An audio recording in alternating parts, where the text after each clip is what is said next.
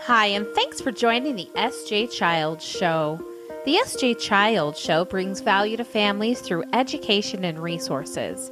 But the SJ Child Show isn't just about me, it's about us as a community. Join me as we help educate and support our community, help bring kindness and love and inclusion to all. Thank you so much for taking the time to listen and watch. I really appreciate all the support from all of the viewers and listeners, and I just want to let you know I want you to join me on this journey. Come and follow my social media, and let's do this together. Enjoy the show.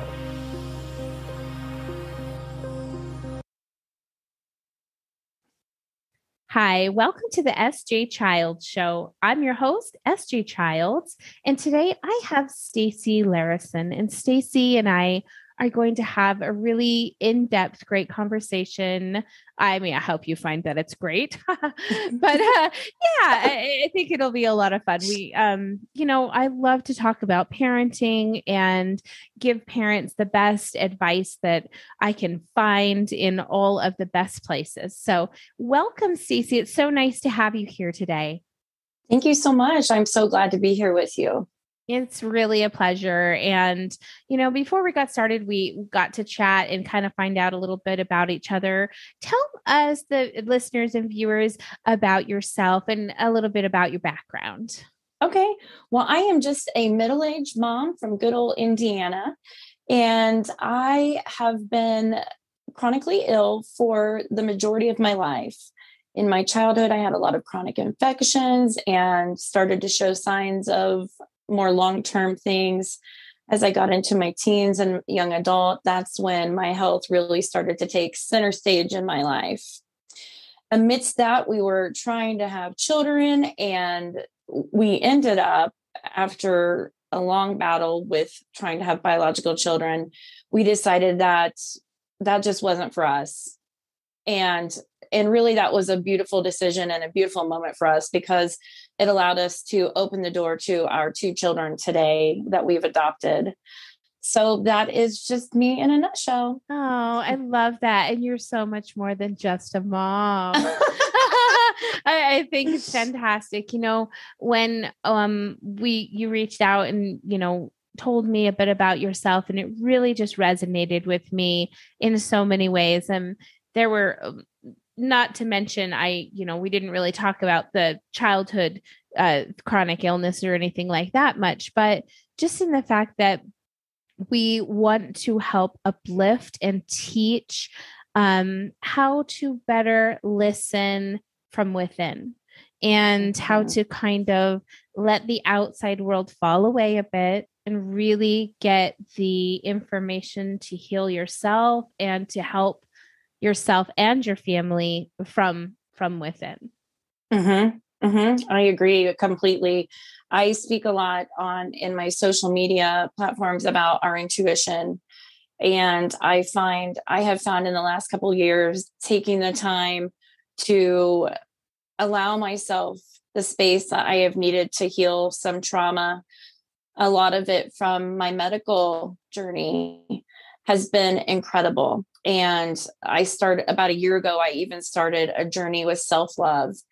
And I didn't even realize I was withholding that from myself. And that has been such a transformative experience. So as a mother, I really work hard to help my children listen to their intuition and learn what that is. Yeah. Because I really feel like that is the key to developing a high emotional. I'm so sorry. Oh, yeah. No worries. No problem. Looks like we have some technical difficulties. So I'm just going to pause the video here, and we are going to get back to our video in just a moment.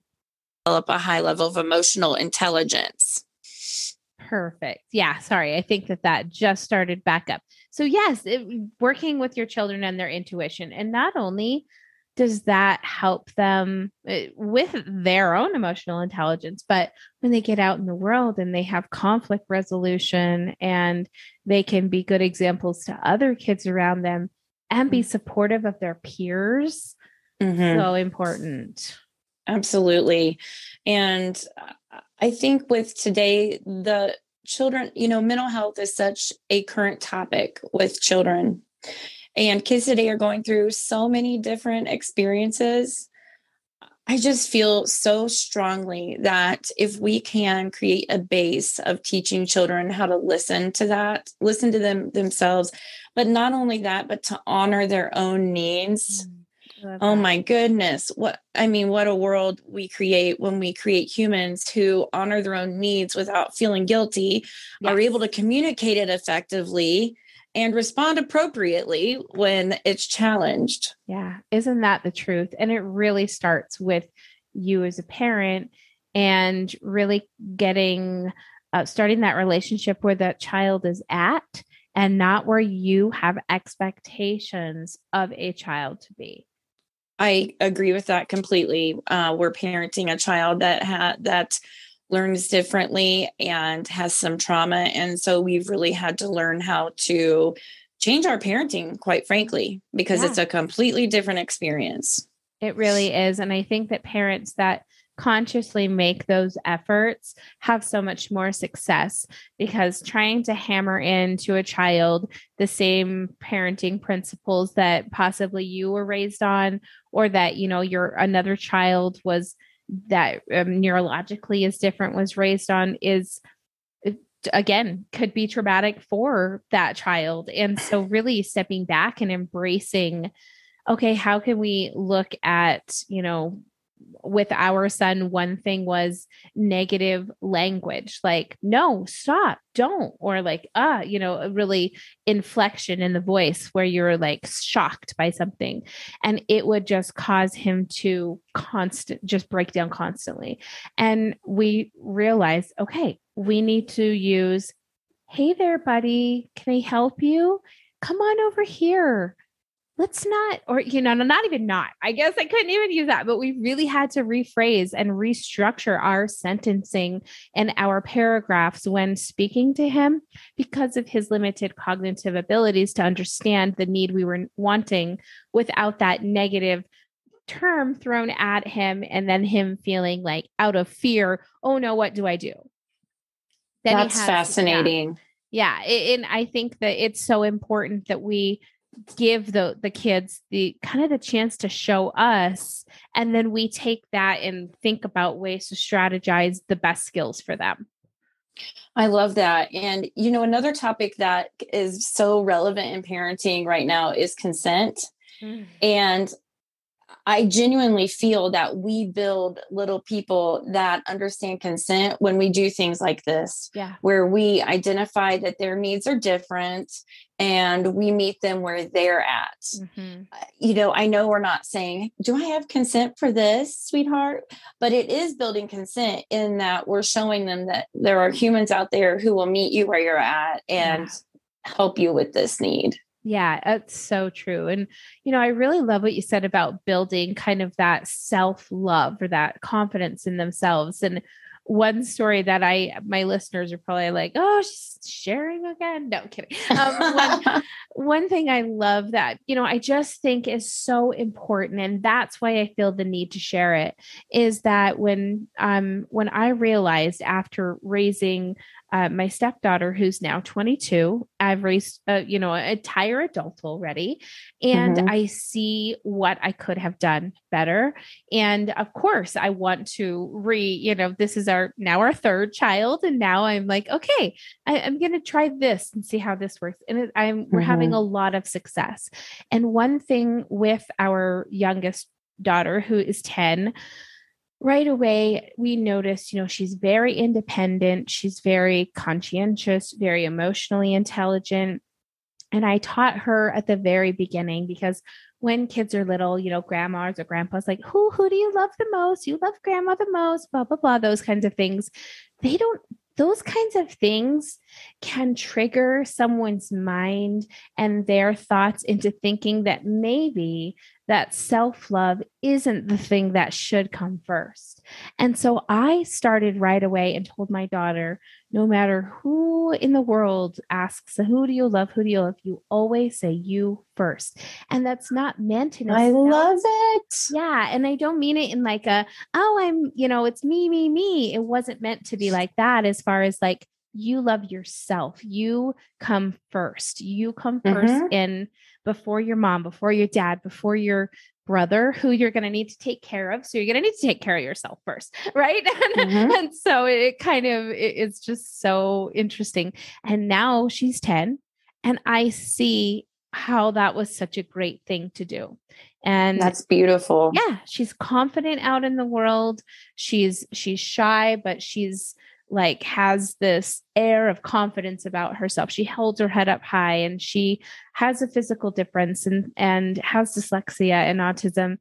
And she doesn't necessarily let that stop her from shining, I love that. Yeah. And I feel that so deeply. My daughter is very similar in some ways. And for one of the things we've really struggled with her is helping her use her voice and not fear losing the love of maybe a peer. Yeah. And we've just really learned that scripting some of those conversations, like you chose to script, you always love yourself first. It is fascinating and just, it makes a big difference. And for us, we ended up having kids in our late 20s.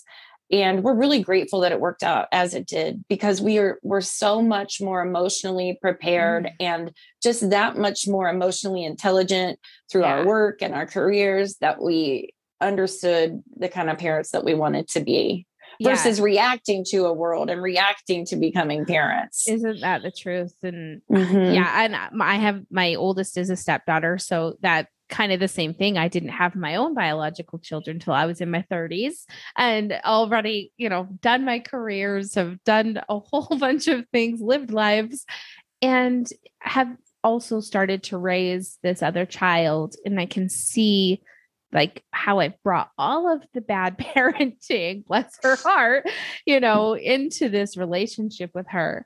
However, throughout all of that, her and I still had such a bond, such this close, like mother-daughter, best friend bond that, we lost touch at one point and it was devastating for me. It was super loss. Right. And it was when she turned 18 and left and didn't talk to us for 2 years practically. And then she came back around and she's more grown up and she understands and we understand, what needed to happen happened. And now we couldn't be closer. Like, it's incredible how it's come full circle, because it was such a fear that we've lost her, Yeah. Oh, I'm sure. So. But as a parent, we all fear that moment when it's time for them to fly away. But the reality is that's exactly what we built them for. Yeah. That's what we want for them. And you clearly equipped her with what she needed to take care of herself. And she gained some perspective. And then it's like, okay, now I know where home is. Yeah, exactly. And I know where my foundation lies. And I love that so much. Yeah. And now, she's managing a store and really just like made this, hardworking person of herself. And we couldn't be prouder. And we just want to support her in all of the ways that we wish we would have when she was growing up, and now we kind of ask her, like, at times, like, okay, how would you have like this to have gone down differently? So that interesting. When our children come to those types of feats, we're able to say, okay, well, Sydney said that this might be a better way to approach this. And now, she's more closer to their generation than we are. So she, we kind of have to listen and not, to the good advice, of course. Yeah. So yeah, but it's interesting to reflect on parenting. And now, like I said, to enter this whole new realm of kind of, I call like mindful parenting, which I like the fact that we set boundaries with our daughter, who is, like I had said, a little more cognitive functioning than our son, that she could stay up when she could go to sleep when she wanted. And so 9 years old, of course, the first thing she wants to do is stay up all night. Right. And we let her stay up all night. She stayed up all night for about a week and a half. And she started to get lonely, obviously. She started to see right away that, oh my gosh, my friends, like I'm asleep and my friends are, because we homeschool. So it wasn't like wasn't affecting us because I can do it at any time during the day with them. But we really started to see that she was understanding her own limitations, and she gained her own independence and realized, I want to sleep during the night. I want to be awake during the day. And now when she moves out and she's not going to have to try it out, and she's not going to wonder what it is like and have this like temptation always. I think it's interesting when you serve your child a platter of independence and they, take what they need, but they also leave what they don't. And that's something you don't expect. I love that. Sometimes we, as adults, we have this tendency to try and control everything for them, forgetting that they have zero control. Yeah. And a lot of times when you offer them a bit of their control, yes, they're going to push the limits at first, but they understand, they come around. Yeah. We have an excellent example of that. Our daughter really has struggled with, she doesn't get the typical response to tell her to drink water, take a drink. And so she becomes very easily chronically dehydrated. And so we've had to really develop some routines around simple things like drinking, making sure that we have this going on. And she's really fought us on it. And a couple of weeks ago, she had an episode that really made her feel sick, and she was down for a couple of days, and it took me a couple of days to get her rehydrated. She took a couple of days during her time at school where she didn't drink her amount. And just something like that over a course of a couple of days makes her feel really crummy. Yeah. Well, since then, I've not had to say anything. So sometimes those natural consequences are far better than any consequence that we can give as parents. And we also give up the fight when we do it that way. Yes. And isn't that so much better? I think so. Bless my parents' heart. They did everything in their amazing powers to do the best that they could. But there were definitely some communication styles that were, different. And I can't remember times where like we weren't arguing and things. And I want my daughter, like, first of all, I was doing this great podcast with some autism siblings. And one of the brother said to the other brother, I was so mad when you left for college because, mom and dad just bicker at home all the time. And it was just kind of like the cutest thing. But it made me stop and think, what does my daughter think about this? Like, what would she say? So I went and asked her, like, what do you think about like your life? Like, if you took a step back, would you say that there's like yelling or fighting, or what kind of things happen in your home? And she was like, you guys are always laughing. Really? My husband and I are the best of best friends for 18 years, going, just on forever, hopefully. And, it's just been every day. We started as friends and then we got romantic after that. And so it's been natural for us always. Right. To first thing in the morning, how we met was sitting and having coffee together and talking. That's like how we met. Now it's our natural everyday life. Like I couldn't imagine that's doing beautiful. that better with anyone else. And so the fact that she could say that, and who wouldn't want to reflect on their life and find it was full of laughter. Like, I'm I so love proud that. of us for that. Yeah. You should be. You should Thank be. you. That is a huge accomplishment. Yeah. And We are it so took time. similar as Yeah. parents. Oh, I'm Yes. sure. And, we worry about that too, especially with our son having some trauma. Yeah. There are some really high emotion Yes. happening in the Challenges, environment. like you said. It is. It's not, you can't hide those things. Right. And so it's helped that she has a high level of emotional intelligence already.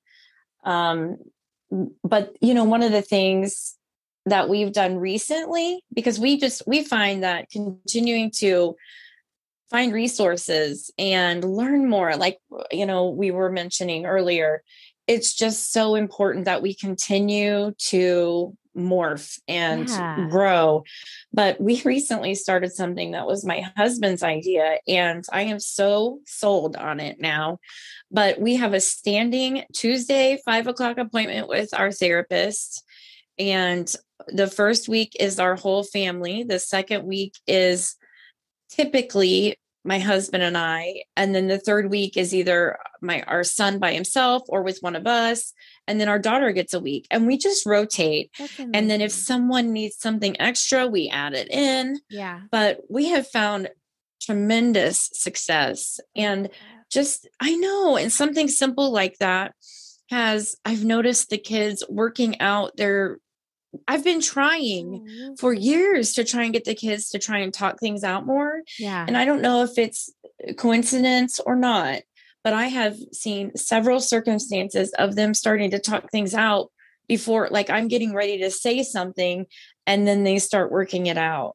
Oh, isn't what that a beautiful so thing? Refreshing? I love it is. that. We had a similar situation. I hear chaos. It could, happening behind me as I say this, but, our son can get so fixated on things. And unfortunately his regulation is hard for him. And like he emotionally was breaking down because he loves languages and he's a linguist. He knows like 109 languages that he has memorized and reads and writes and speaks. And it's just like mind blowing.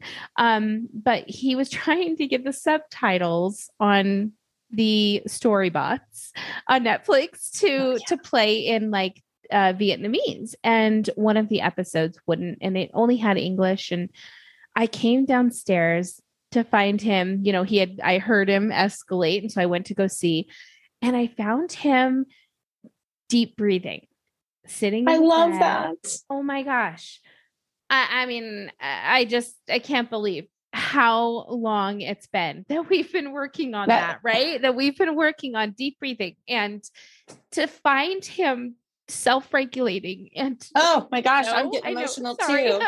No, I understand. It's so special. And it's like, oh my gosh, this is working. Like every time that he gets upset and I just go around him and I just breathe, I don't say things. Sometimes we say deep breath, but other times I just am physically doing it in front of him and prompting him to do it for himself. And to see him doing that and really, it was just so precious and special. And worth telling. It is absolutely worth telling. Those are major wins in parenting, because that is just, you guys have planted a seed and the ripple will just grow and grow and grow.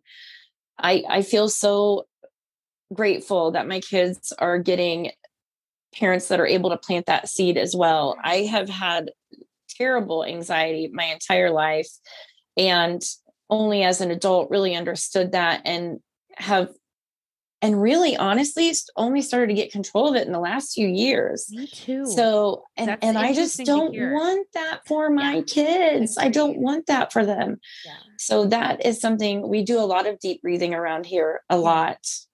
Yeah. I love that so much. I think it's so important too. What are some other things you guys do, as parents of adopted children? Like, how do you just really let them know like how important and special they are to you? Do they also have the information that they're adopted?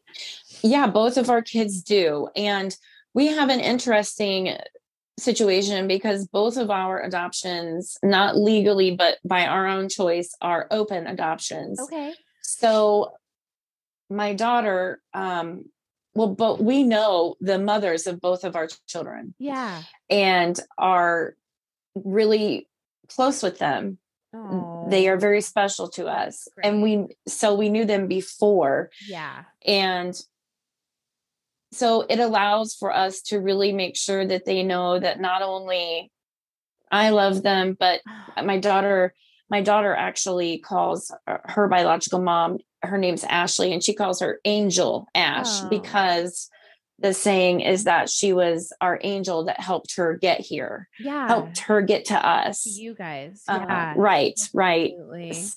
Yeah. So I guess to go back to your question though, for us, what we've learned in particular with our son, it's very much about that intimate one-on-one with him. Yeah. And because he has some attachment issues, Yeah. he is incredibly attached to me.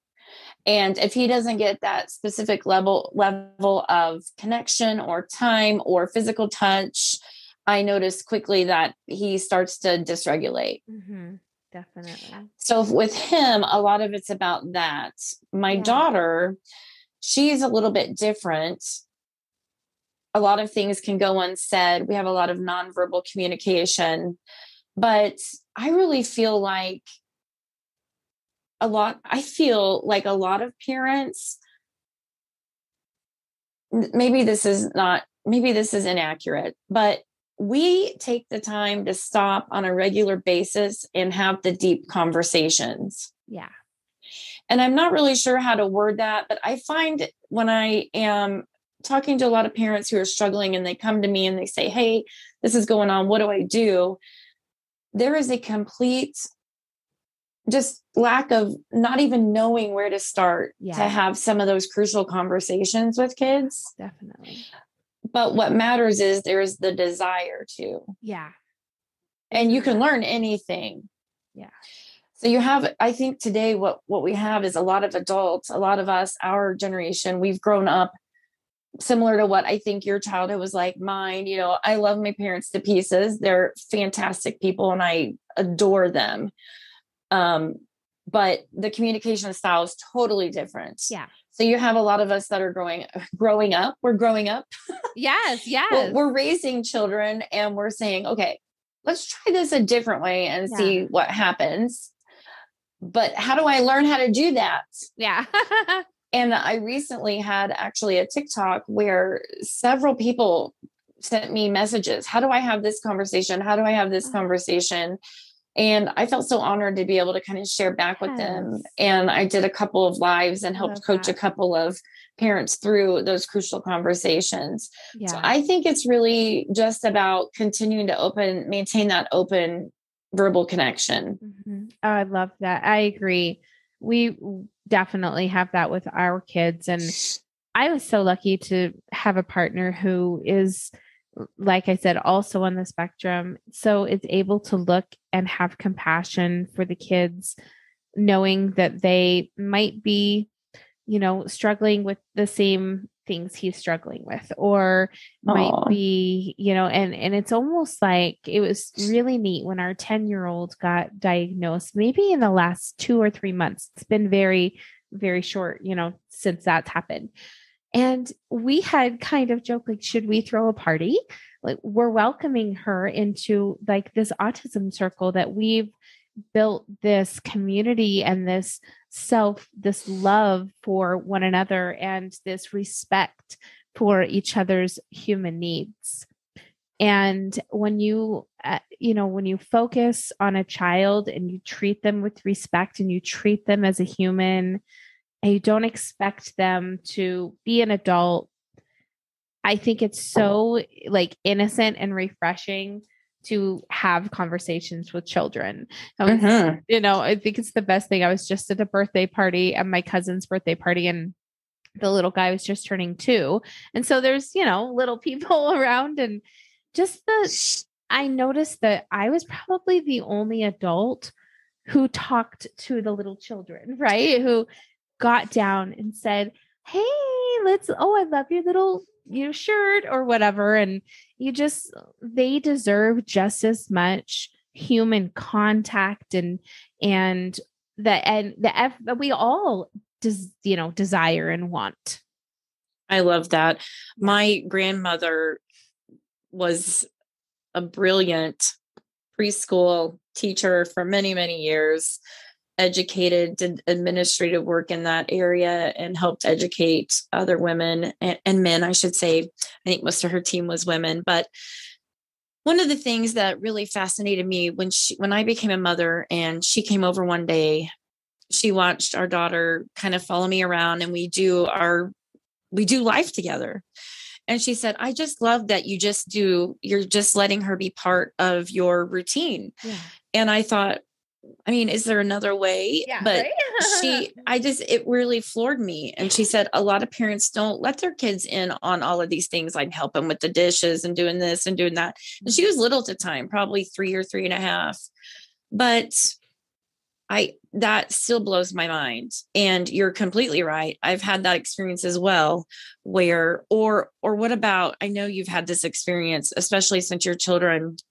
What about when you go to stores and people don't address your children when it's something that your children have asked, or there's just this lack of respect for little people. Yeah. And they are small and their brains aren't fully developed, but they have just as many human rights as you do and I do. 100%. You nailed it on the head. They have absolutely as many human rights as we all do. And I so agree with that. Oh my gosh, 100%. I'm not going to go into my mind was just going down a tangent. I'm not going to go there, but I'll talk to you about that later.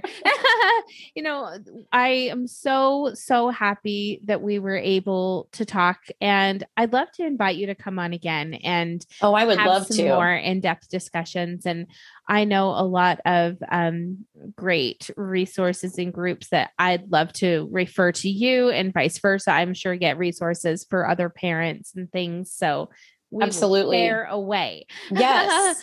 Tell us your social medias and how we can get in touch with you. Okay. Right now, I do not have a website. However, you can get me on Facebook, TikTok, and Instagram, all under Unstoppable Stacie. And Stacie is with an IE. Stacie. Fantastic. And I'll have all the text up on the screen and down in the description box below.